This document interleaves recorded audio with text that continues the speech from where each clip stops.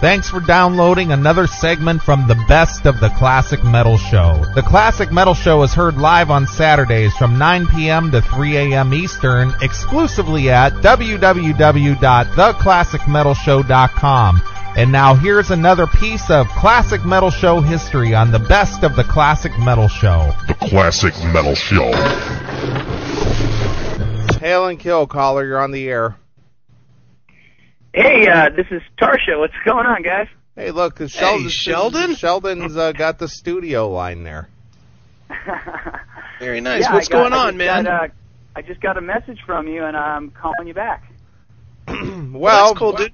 Well, Sheldon, we were discussing the fact that you have chosen to return to the Adler camp, and we thought who better to comment on this than the guy himself, you. Yeah, well, hold on, Sheldon. Before okay. you say anything, before you get into it, Neely, could you play the clip, please? Well, let me find it real quick. We gotta let you answer for your own words, sir. Mm-hmm. All right. This is something that we were discussing earlier. And so check this out. Dude, I gotta ask you though, man. I mean, how do you not come back to the States and find this dude and just whoop his ass for stranding you in a foreign country? Well, dude, Steven, it's just, he doesn't mean any harm. It's funny, Blabbermouth, plastered this when I said it last year all over their website. But I said that Steven actually is actually a good-natured guy, and he is. He doesn't mean anybody any harm. He just does some, childish, outlandish shit, and then people get really pissed off because they're like, God, that's so irresponsible. God, how could he do that to me? But right. Who the fuck is anybody? I mean, Steven Adler is rock and roll. Rock and roll isn't about being responsible. Rock and roll isn't about being predictable or doing what everybody expects you to do. And that's how Steven is. And then people come around saying, dude, I love rock, man, rock forever. And then Steven Adler, is rock and roll, acts rock and roll. They're like, why did he do that to me? It's like, dude, that's what rockers do. Well, you can't fucking put a leash on them or put them in a cage. They just go fucking crazy. They do what they want to do when they want to do it. And I have to respect him for that. Well, if he wasn't Steven Adler of Guns N' Roses fame, do you think you would cut him such a break? But he is. Yeah, but if he wasn't, if he was just a guy that you were in a band with that handled all the money and your finances and left you stranded like that, would you cut him that much of a break? I never would have. I probably never would have been in a band with him to begin with. All right, Sheldon. Are you still on the phone? Yeah, you guys are like elephants. You got this this memory that just comes back to. I can never get too far away from you guys. You always got the clip there to remind me. That's right, because we have what's known in modern term, and you should know this, being that your lair is wired for this, digital audio memory bank. Yeah, digital, a.k.a. hard disk. Right. So, I'm just going to remind you of an old saying, and everybody knows this. Fuck me once, shame on you. Fuck me twice, shame on me. Is this going to be the case for Sheldon Tarsha? Well, here's what happened. I got a call from Michael Thomas and Chip on a conference call. Chip's enough. He's like, hey, he's like, we want you. You're our first choice. Steven wants you. We want you. We love you. We want to do this. I find out that it's 2 local shows. So it's not like I got to jump on a plane and, fly to another country or anything. It's just here locally, down by in San Juan Capistrano and in Hollywood at the Key Club. So, I figure why not? Let's give it a shot, and maybe I can, make some of the money back that I lost on the last tour. What was it, 3 years ago? And, man, I love to sing those songs, and I love performing, and, for me, it's just an opportunity to see how Steven's doing, play with my friends, and go out and have a good time and rock some songs that I love to sing.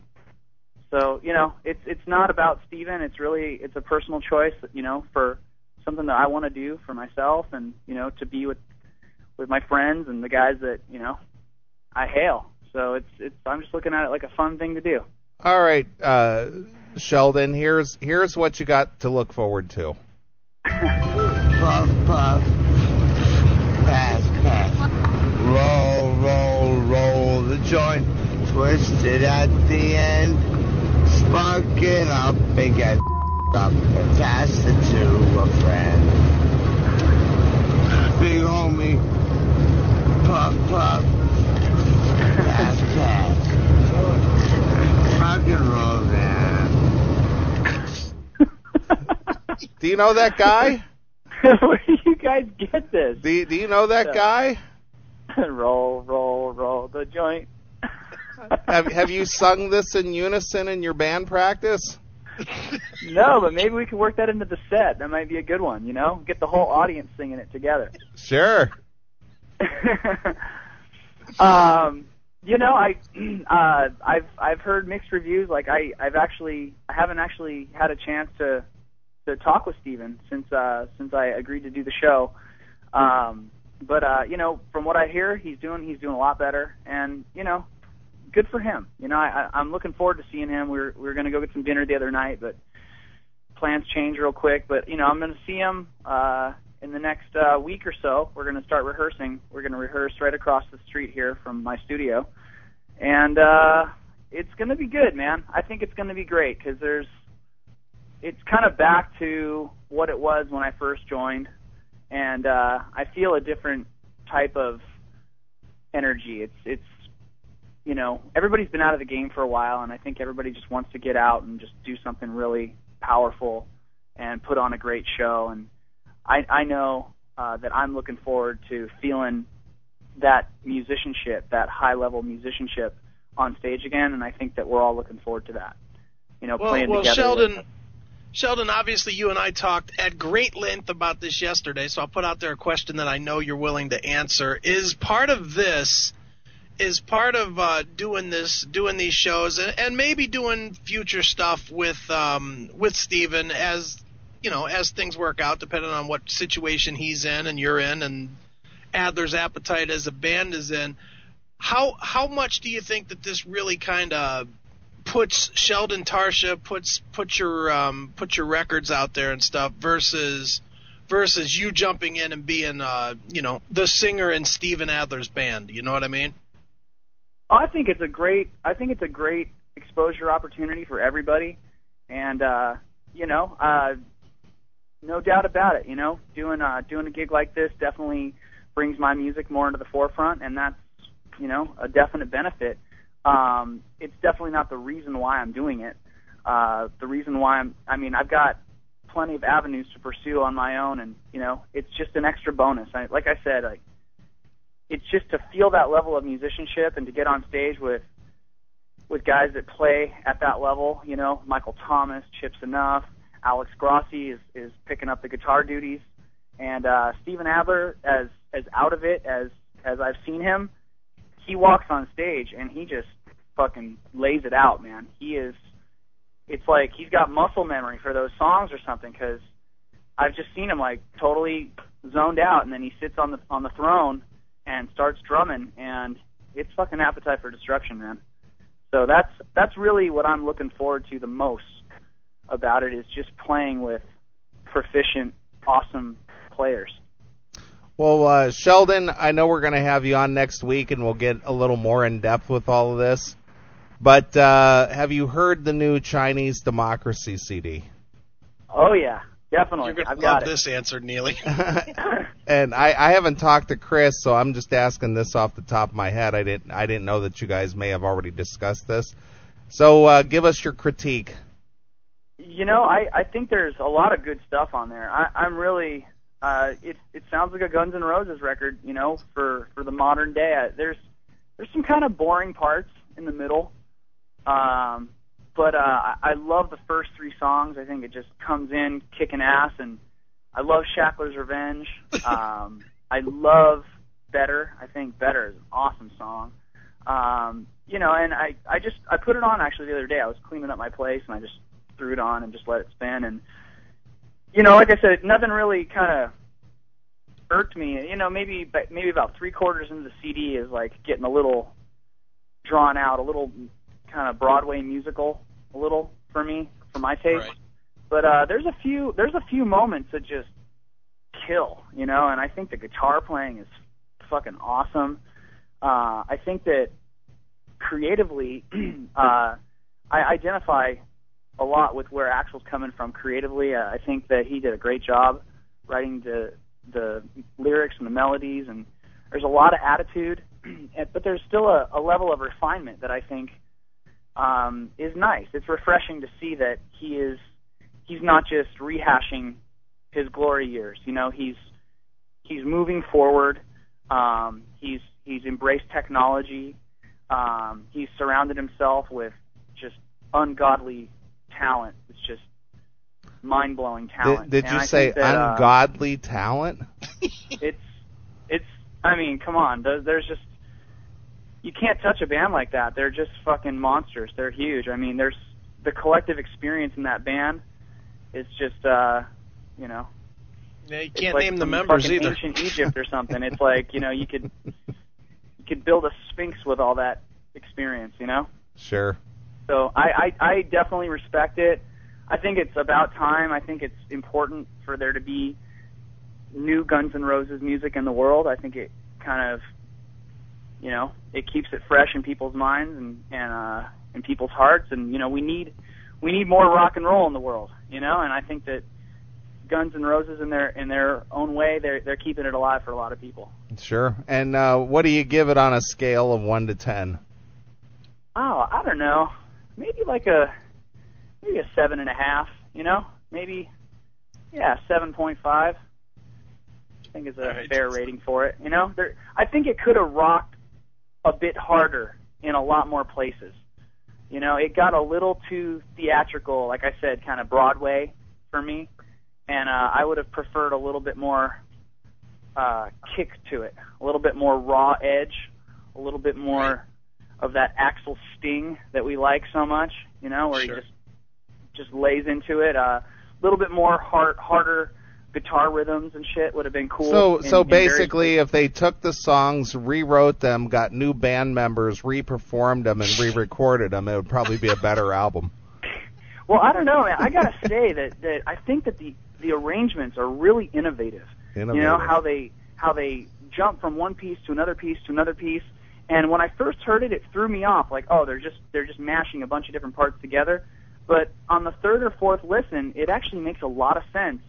And from a production standpoint, you're kind of sitting there going, "Wow, this is really innovative." I feel like it's a defining record of this decade for sure. I think that. Oh my God. They've created. Wow. I'm serious. They have created a master work. It's a master work that I think that bands for I don't know, from here on out will be drawing ideas from that record. I think that they broke a lot of new ground. Wow.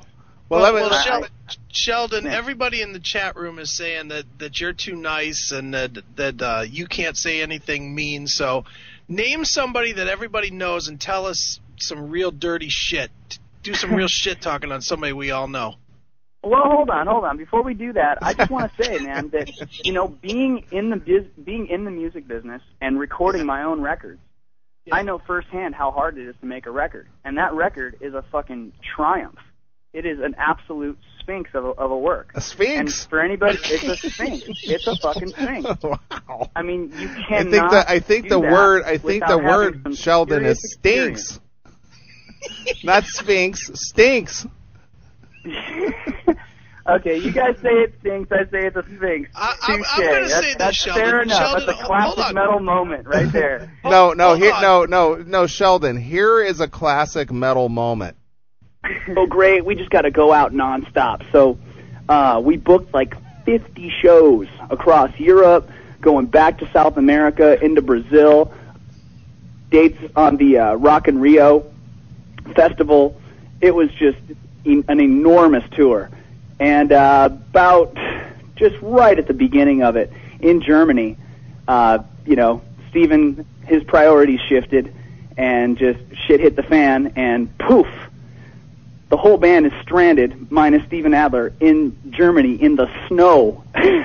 Nice. It was like, I don't know exactly what to call it. It was like a rock and roll nightmare, but at the same time, it was like, this is kind of cool. Like, we're stranded in Germany, it's snowing balls out, and we're on a train, and next thing we knew, we were in Amsterdam at some pub getting shit-faced drunk, and that's basically how it kind of wrapped up. In Europe, Adler went AWOL, and I flew back a couple days later, and I just got started on a new record because I knew that was what I had to do next.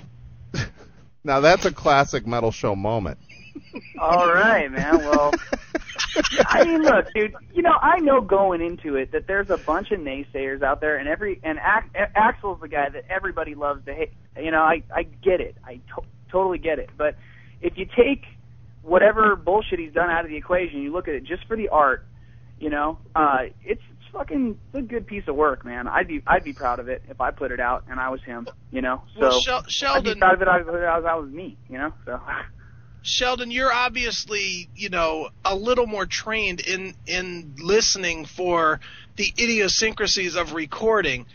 Do you think that the average schmo that just wants a rock record is going to get what you get out of it? Because I'm going to tell you the truth. I have not. When I listen to it, I hear a lot of parts that just sound like they were pieces parted together with Pro Tools. I can understand that. I think that. No, I mean, it's definitely an engineer's record. It's definitely a producer's record. I mean, a musician's album, if you want. I mean, there's a lot of technical stuff going on that I think will just go right over the head of the everyday listener. Absolutely. That's what makes Appetite for Destruction such an unbelievably awesome album. It's raw, it's real, it's bad to the fucking bone, dude. It's awesome, and you don't need to have a degree, you don't need to be a professional. It just fucking kicks ass. But if you are a professional and you are a connoisseur, you still hail it because it's so unbridled.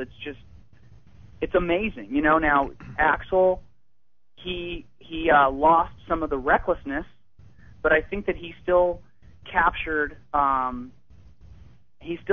greatness. I think that he went about it in a different way. It took him longer. He thought about it. It's a lot more intellectual. But, people change. Things change, and, if anything stays the same, it's change. So things are going to change, and who am I or who is anybody else to say it shouldn't be the way that it is? I think that It's great that he put a record out. You knew my stance. I didn't think he was going to put anything out. I thought he was going to go to the grave and release it from the grave and be, Axl, the rock and roll legend, that sings from the grave. So I'm glad he put it out. I don't know. Hey, Sheldon, we never asked you this, but we're curious because we've been following the saga of this guy, but you've been around the Hollywood area for a while, right? Yeah. Have you ever encountered a guy who refers to himself as the Snake Man? Yeah, absolutely. What can you tell us about the Snake Man? He's got about, 500 pictures of him and, everybody that's, had any type of, fame at all. Like, I sat down one day and looked at pictures of him, and every, rocker and every celebrity, he's on a mission to get a picture of him and every celebrity known to man, on his camera, so... I don't know. He's somewhat of a star chaser, I guess you could say. Really? Did you take a picture with him? What's that? Did you take a picture with him? I did. I think he got me there. I don't know if I'm on his. I don't know if I made the Snake Man website or not, but maybe one day. Did you buy any jewelry? I have a cross, but I have a cross, but I'll tell you what. I thought it had a black onyx, and it's actually this blue opal. So I want to, next time I see him, I want to say hey, dude, I want black, not blue. So I just never have it on me because I never wear it because it's blue and I like black. Sheldon, do you have a camera on your phone? I do. Can you take a picture of this and send it to me? Yeah, sure, I can do that. I need to see this. Okay. Wow, I never maybe that's the reason why I bought it, so I could take a picture and send it to you guys. Because I never wear it, Hey, Sheldon, what's the name of that little wing joint around the corner from your place? Oh, Big Wangs. Oh, that place was awesome, dude. Doesn't that place, dude? I'm telling you, that is the new spot. That place is blowing up. Really? Have you been there since we were there? Oh man, it's like a nightly event. Really? Nice. Pretty much, yeah. Very nice. Yeah. So, well, awesome, guys. So, any chance you're gonna fly out for the gig? For the Key Club? It's gonna be a big one, man. Well, I'll come out for that if you fly in for the Classic Metal Show 13-year anniversary in January. Well, I was hoping that we were going to be playing the 13th anniversary Classic Metal Show in January. Sure. Well, come on out. You and Nader could play. Yeah, well, that's what I heard. I just guess I was waiting on a confirmation because my band is excited. We want to come out and we want to play and we want to be a part of that because Classic Metal Show is you guys have been, holding up the Tarsha flag for a while now, man. We got to go out and represent. That's right. Well, and plus you put up with all of our nonsense. Well, you guys are pretty tough, man. I took a beating last time I was on your show, man. Jesus, I listened to the reruns and I just was getting poodle whipped. But you handled it well. You did much better than most, Sheldon. I took it like a Sheldon. champ, right? Yeah, you handled it very well. I walked into a freaking bear trap. Yeah. Well, I couldn't get out. Well, people like you. I'm like, oh, this is so fun. Hit me. Thank you, may I have another? They just kept coming one after another. Isn't that great? I can't win for losing with, your fans, I did not realize were fucking diehard, hardcore, they tell it like it is, man. So, I don't tread lightly anymore. Sure.